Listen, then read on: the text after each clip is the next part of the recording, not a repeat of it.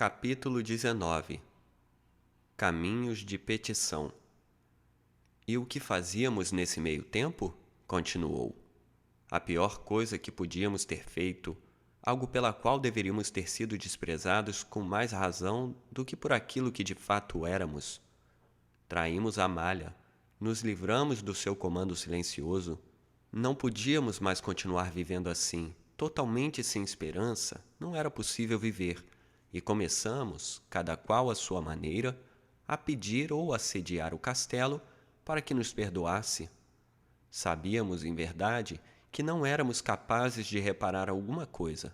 Sabíamos também que a única ligação esperançosa que mantínhamos com o castelo era a ligação com Sortine, o funcionário inclinado a favor de nosso pai, mas que estava inacessível a nós justamente por causa dos acontecimentos. Apesar disso, nos pusemos a trabalhar. O pai começou. Foi esse o início de pedidos inúteis ao prefeito, aos secretários, aos advogados, aos escrivães. Na maioria das vezes, ele não era recebido e, quando o era por astúcia ou acaso, ficávamos em júbilo com notícias como essa e esfregávamos as mãos. Repeliam-no com extrema rapidez e nunca mais o receberam. De qualquer modo, era muito fácil responder a ele. O castelo agia sempre com tanta facilidade. O que então estava querendo? O que havia acontecido com ele? Pelo que queria perdão? Quando e por quem no castelo levantaram somente um dedo contra ele? Certamente estava empobrecido, tinha perdido a freguesia, etc. Mas eram contingências da vida cotidiana, questões de artesanato e de mercado. Devia, pois, o castelo se ocupar de tudo? Na realidade, se preocupava com tudo, mas não podia, sem dúvida, intervir grosseiramente na evolução das coisas, simplesmente e sem outro objetivo do que servir ao interesse de um único homem. Devia, por acaso, despachar seus funcionários para que estes corressem atrás dos clientes do pai e trazê-los de volta à força? O pai então objetava. Discutíamos essas coisas todas em minúcia lá em casa, antes e depois, apertados num canto, como que escondidos de Amália, que aliás notava tudo, mas deixava correr. O pai então objetava que não se queixava do empobrecimento. Tudo o que havia perdido aqui era fácil de recuperar. Era tudo secundário se apenas o perdoassem. Mas do que deviam perdoá-lo? Era o que lhe respondiam. Até então não tinha sido expedida nenhuma queixa contra ele, nem mesmo ela constava ainda nos protocolos, pelo menos não nos protocolos acessíveis aos advogados. Em consequência disso, na medida em que era possível constatar, nem havia sido empreendido nada contra ele, nem algo estava a caminho. Podia citar talvez uma disposição administrativa que tivesse sido emitida em seu desfavor? O pai não podia fazê-lo.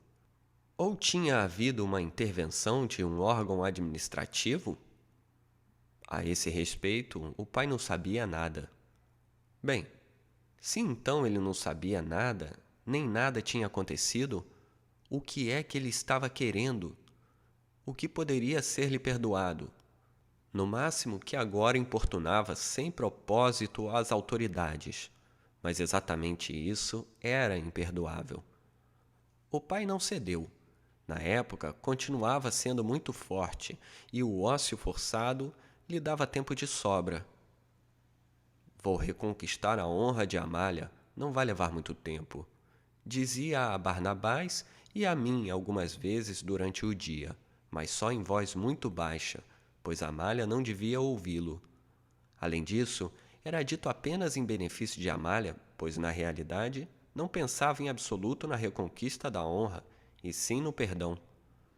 Para receber o perdão, no entanto, precisava primeiro estabelecer a culpa, e esta lhe estava sendo negada nos círculos administrativos. Concebeu a ideia, o que mostra que já estava mentalmente fraco, de que a culpa estava sendo mantida em segredo, porque ele não pagava o suficiente. Até então, como quer que seja, pagava sempre os tributos fixados, que, pelo menos para as nossas condições, eram bastante altos. Acreditava então, porém, que tinha de pagar mais, o que sem dúvida estava errado. Embora nossas autoridades, por uma questão de facilidade, para evitar discussões desnecessárias, aceitem subornos, não deixam que se consiga algo com isso. Mas era essa a esperança do pai, e não queríamos atrapalhá-lo. Vendemos o que ainda possuíamos, eram quase só coisas ainda indispensáveis para conseguir os fundos necessários às investigações do pai.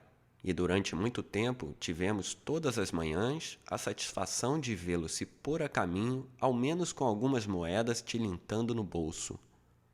Certamente, passávamos fome durante o dia inteiro, enquanto a única coisa que alcançávamos, levantando o dinheiro, era que o pai se mantivesse num certo nível de esperança. Isso, no entanto, quase não era uma vantagem. Ele se esfalfava nas suas rondas de visita, e aquilo que, sem dinheiro, teria em breve encontrado o devido fim, arrastou-se no tempo. Uma vez que, com o pagamento suplementar, nada de extraordinário na realidade podia ser produzido, um escrituário tentava às vezes alcançar algo apenas na aparência, prometia indagações, insinuava que certas pistas já tinham sido encontradas e elas seriam seguidas não por dever, mas por consideração ao pai. E o pai, em vez de ficar mais desconfiado, se tornava cada vez mais crédulo. Voltava com uma dessas promessas nitidamente vazias, como se trouxesse outra vez a bênção plena para casa. E era doloroso ver como, sempre pelas costas de Amália, com um sorriso crispado e os olhos arregalados, apontava para ela, querendo nos dar a entender que ninguém mais que ela própria ia ficar surpresa. Em razão dos seus esforços, isso era iminente, mas ainda um segredo que devíamos conservar estritamente. Com efeito, teria continuado assim por muito tempo ainda se, no final, não estivéssemos inteiramente sem condições para fornecer dinheiro ao pai. Nesse ínterim, depois de muitos pedidos, é claro, Barnabás foi aceito como ajudante de Brunswick, mas apenas para o propósito de recolher à noite, no escuro, as encomendas e devolver o trabalho no escuro. É preciso reconhecer que, nesse caso, Brunswick assumia um certo risco no seu negócio por nossa causa, mas, em compensação, pagava muito pouco a Barnabás e o trabalho de Barnabás é impecável. Mas o salário só bastava para nos preservar da fome absoluta.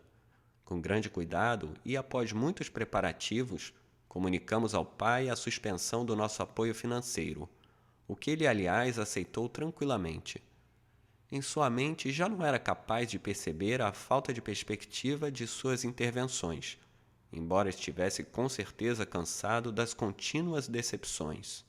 Disse, de fato, não falava mais tão claramente como antes, quando sua fala era quase nítida demais, que até então havia gasto muito pouco dinheiro, hoje ou amanhã saberia de tudo, e agora tudo tinha sido em vão, o fracasso fora só por dinheiro e etc. Mas o tom em que falava tornava evidente que não acreditava em nada daquilo. Imediatamente, pois, concebeu novos planos.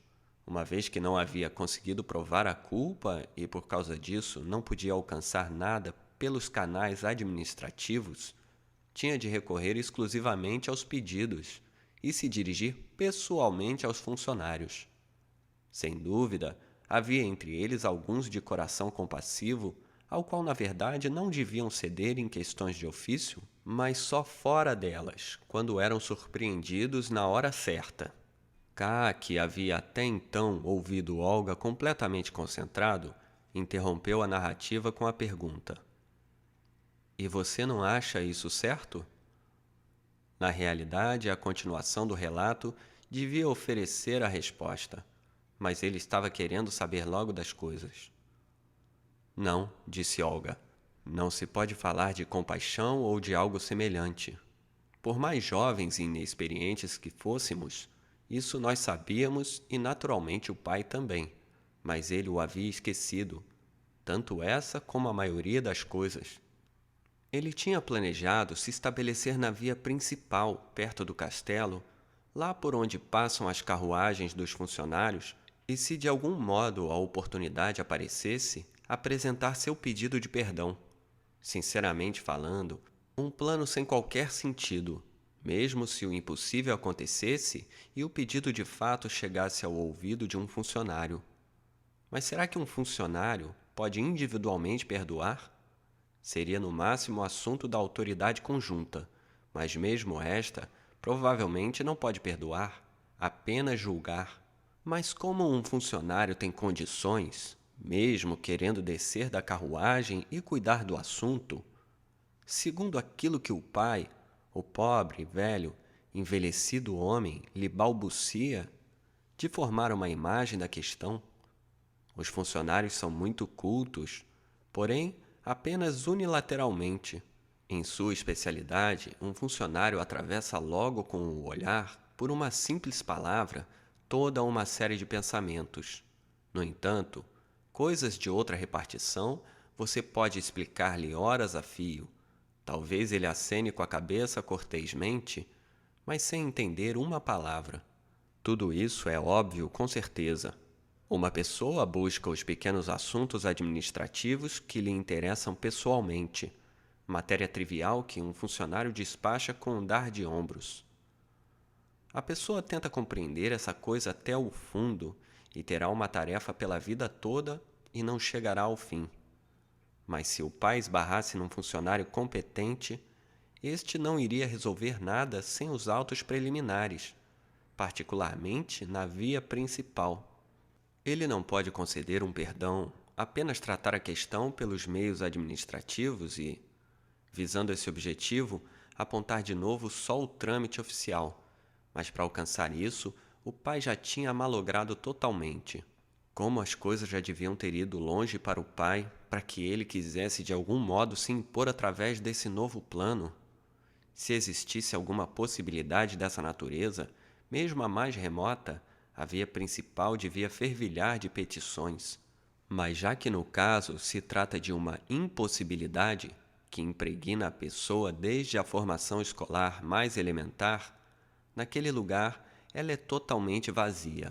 Talvez fosse isso que fortalecesse o pai em sua esperança. Ele a alimentava de todas as fontes. Aqui ela era muito necessária. Um espírito sadio não se envolveria nessas grandes reflexões. Devia reconhecer claramente, já nos aspectos mais exteriores, a impossibilidade. Quando os funcionários viajam para a aldeia ou voltam para o castelo, não se trata de viagens de prazer. Há trabalho esperando por eles, por isso viajam na maior velocidade. Não lhes ocorre olhar pela janela da carruagem e buscar lá fora portadores de petições, mas os veículos estão lotados de processos que os funcionários estudam. Mas, disse K, já viu o interior de um trenó de funcionários, no qual não havia nenhum processo. Na narrativa de Olga se abria diante dele um mundo tão vasto e escassamente plausível que K não podia resistir a tocá-lo, com sua pouca experiência, para se convencer mais nitidamente tanto da existência desse mundo como da sua própria. É possível, disse Olga, mas então é pior ainda, pois o funcionário tem assuntos tão importantes que os autos são preciosos demais ou abrangentes demais para serem levados. É então que esses funcionários fazem a carruagem andar a galope. De qualquer modo, para o pai não pode sobrar nenhum tempo. E mais, existem diversas vias de acesso ao castelo. Ora é uma delas que está na moda, e aí a maioria transita por ela, ora numa outra, e aí todos congestionam o caminho. Segundo quais regras se dá essa mudança, ainda não foi descoberto. Ora viajam todos às 8 horas da manhã por uma estrada, meia hora mais tarde todos de novo por outra, 10 minutos mais tarde novamente por uma terceira, meia hora depois, talvez, pela primeira, e assim permanece o dia inteiro. Mas a cada instante existe a possibilidade de uma mudança. Na realidade, todas as vias de acesso se juntam perto da aldeia, mas lá Todas as carruagens já estão a toda, ao passo que perto do castelo a velocidade é um pouco mais moderada. Mas assim como as ordens de saída em relação às estradas são irregulares e insondáveis, o mesmo se dá com o número das carruagens. Com frequência, há dias que não se vê nenhuma. Depois, porém, transitam outra vez em multidões. Diante disso tudo, imagine agora meu pai. Com sua melhor roupa, e logo será a única, parte todas as manhãs de casa acompanhado pelas nossas bênçãos. Um pequeno distintivo do corpo de bombeiros, que ele na verdade conservou indevidamente, é o que leva consigo, para colocar na roupa quando está fora da aldeia. Nesta, ele sempre teme mostrá-lo, embora seja tão pequeno que mal dá para vê-lo a 2 passos de distância. Segundo o pai, porém, é até adequado, pois chama a atenção das carruagens que passam. Não longe da estrada do castelo, existe uma horticultura que pertence a um certo Bertucci. Ele fornece legumes ao castelo. Lá no estreito pedestal de pedra das grades do jardim, o pai escolheu um lugar para ficar. Bertucci o tolerou porque no passado manteve relações de amizade com o pai e também fez parte de seus clientes mais fiéis. Ele tem, aliás, um pé um pouco deformado e acreditava que só o pai era capaz de lhe fazer uma bota justa. Ali então, o pai ficava sentado dia após dia. Podia ser um dia de outono escuro e chuvoso, mas o tempo lhe era indiferente por completo. De manhã, numa determinada hora, estava com a mão na maçaneta e se despedia de nós com um aceno. À noite ele voltava. Parecia que ficava a cada dia mais curvado. Voltava completamente ensopado e se atirava a um canto. Primeiro ele nos contava sobre suas pequenas experiências, por exemplo, que por compaixão e uma velha amizade, Bertucci lhe atirou por cima da grade um cobertor, ou então que acreditou reconhecer este ou aquele funcionário na carruagem em que passava e que um cocheiro de vez em quando o reconhecia e por brincadeira passava nele de leve as correias do chicote. Mais tarde, parou de contar essas histórias. Aparentemente, não esperava mais alcançar alguma coisa naquele lugar. Só considerava ainda como dever sua profissão vazia, ir até lá e passar o dia. Nessa época, começaram suas dores reumáticas. O inverno se aproximava, a neve veio cedo. Entre nós, o inverno começa logo. Assim, ele se sentava ali, sobre as pedras molhadas de chuva, depois na neve. À noite, gemia de dor. De manhã, muitas vezes, estava inseguro se devia ir ou não, mas então superava a incerteza e ia de fato. A mãe pendurava-se nele e não queria deixá-lo partir. Provavelmente, com medo dos membros que não obedeciam mais, permitia que ela também fosse, e foi assim que a mãe também foi acometida de dores. Nós estávamos frequentemente com eles, levávamos comida ou só íamos visitá-los, querendo convencê-los a voltar para casa. Quantas vezes os encontramos lá, afundados e se apoiando um no outro sobre o seu assento estreito, envoltos por uma coberta fina que mal os cobria, por toda a vista nada senão o cinza da neve e da névoa. E dias inteiros, nenhuma pessoa ou carruagem. Que visão, cá, que visão! Até que certa manhã, o pai não conseguiu mais tirar as pernas duras da cama. Estava inconsolável. Acreditava ver, numa fantasia de febre amena, como aquele momento lá em cima, na horticultura de Bertucci, parava uma carruagem, descia um funcionário, perscrutava a grade em busca do pai e voltava para o veículo irritado e balançando a cabeça. O pai, nessas ocasiões, soltava gritos que era como se quisesse daqui ser notado pelo funcionário lá em cima e explicar a falta de culpa de sua ausência. E foi uma longa ausência. Ele não voltou mais para lá. Durante semanas teve de permanecer na cama.